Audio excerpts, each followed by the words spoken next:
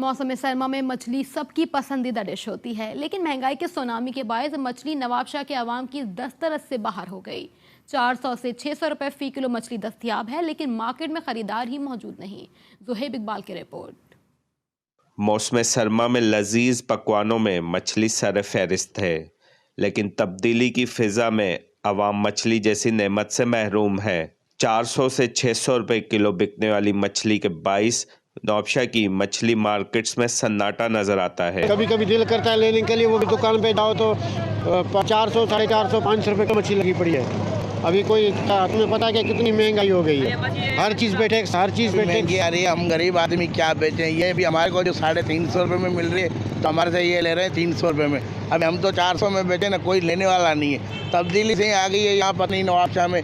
आटा महंगा हो गया, इमरान खान ने बोला भाई ये महंगाई हो जाएगी, गरीब लोग कहाँ जाएंगे। अभी तब्दीली तब्दीली तब्दीली कहाँ जाएंगे हम। मच्छी जगह अभी क्या करें हम, मच्छी को लेकर जो बेच रहा है कोई लेकर ले रहा ही नहीं है। मछली की लोकल सतह पर फार्मिंग के बावजूद मछली के रेट आवाम की कुव्वत खरीद से बाहर है।